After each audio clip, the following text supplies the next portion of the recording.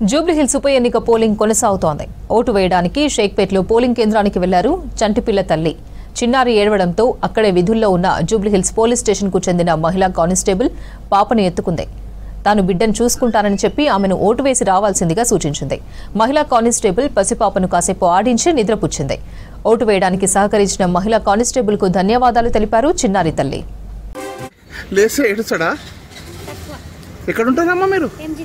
MG Nagar. మీ ఆయన లేడా అమ్మ సారు?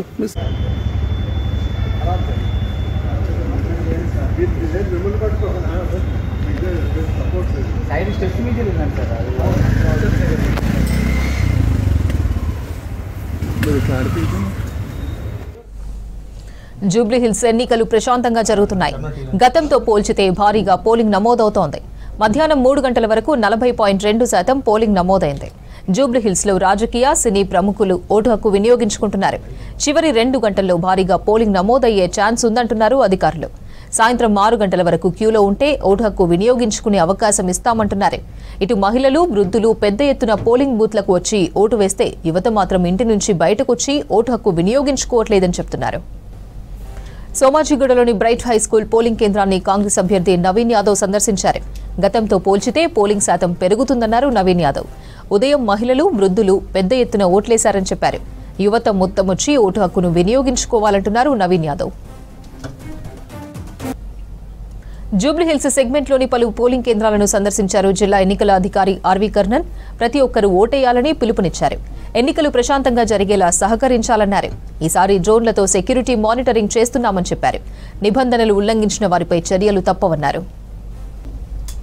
జూబ్లీహిల్స్ ఉప ఎన్నిక ప్రశాంతంగా కొనసాగుతోంది. చివరి 2 గంటల్లో భారీగా పోలింగ్ నమోదయ్యే ఛాన్స్ కనిపిస్తోంది. మధ్యాహ్నం 3 గంటల వరకు 40.2% పోలింగ్ నమోదైంది. పెద్ద ఎత్తున మహిళలు, వృద్ధులు ఓటు హక్కు వినియోగించుకుంటున్నారు. యువత ఇంటి నుంచి బయటకొచ్చి ఓటేయాలని అధికారులు పిలుపునిచ్చారు. జూబ్లీహిల్స్ ఎన్నికలు ప్రశాంతంగా జరుగుతున్నాయి.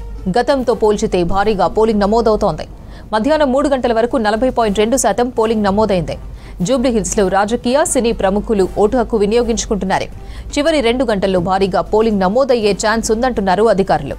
సాయంత్రం 6 గంటల వరకు క్యూలో ఉంటే ఓటు హక్కు వినియోగించుకునే అవకాశం ఇస్తామంటున్నారు. ఇటు మహిళలు, వృద్ధులు పెద్ద ఎత్తున పోలింగ్ బూత్లకు వచ్చి ఓటు వేస్తూ యువత మాత్రం ఇంటి నుంచి బయటకొచ్చి ఓటు హక్కు వినియోగించుకోవట్లేదని చెప్తున్నారు. సోమాజిగూడలోని బ్రైట్ హై స్కూల్ పోలింగ్ కేంద్రాన్ని కాంగ్రెస్ అభ్యర్థి నవీన్ యాదవ్ సందర్శించారు. గతంతో పోల్చితే పోలింగ్ శాతం పెరుగుతుందన్నారు నవీన్ యాదవ్. ఉదయం మహిళలు, వృద్ధులు పెద్ద ఎత్తున ఓట్లేశారని చెప్పారు. యువత మొత్తం వచ్చి ఓటు హక్కును వినియోగించుకోవాలంటున్నారు నవీన్ యాదవ్. జూబ్లీహిల్స్ సెగ్మెంట్లోని పలు పోలింగ్ కేంద్రాలను సందర్శించారు జిల్లా ఎన్నికల అధికారి ఆర్వి కర్ణన్. ప్రతి ఒక్కరూ ఓటేయాలని పిలుపునిచ్చారు. ఎన్నికలు ప్రశాంతంగా జరిగేలా సహకరించాలన్నారు. ఈసారి డ్రోన్లతో సెక్యూరిటీ మానిటరింగ్ చేస్తున్నామని చెప్పారు. నిబంధనలు ఉల్లంఘించిన వారిపై చర్యలు తప్పవన్నారు. జూబ్లీహిల్స్ ఉప ఎన్నిక పోలింగ్ కొనసాగుతోంది. ఓటు వేయడానికి షేక్పేటలో పోలింగ్ కేంద్రానికి వెళ్లారు చంటిపిల్ల తల్లి. చిన్నారి ఏడవడంతో అక్కడే విధుల్లో ఉన్న జూబ్లీహిల్స్ పోలీస్ స్టేషన్కు చెందిన మహిళా కానిస్టేబుల్ పాపను ఎత్తుకుంది. తాను బిడ్డను చూసుకుంటానని చెప్పి ఆమెను ఓటు వేసి రావాల్సిందిగా సూచించింది. మహిళా కానిస్టేబుల్ పసిపాపను కాసేపు ఆడించి నిద్రపుచ్చింది. ఓటు వేయడానికి సహకరించిన మహిళా కానిస్టేబుల్కు ధన్యవాదాలు తెలిపారు చిన్నారి తల్లి.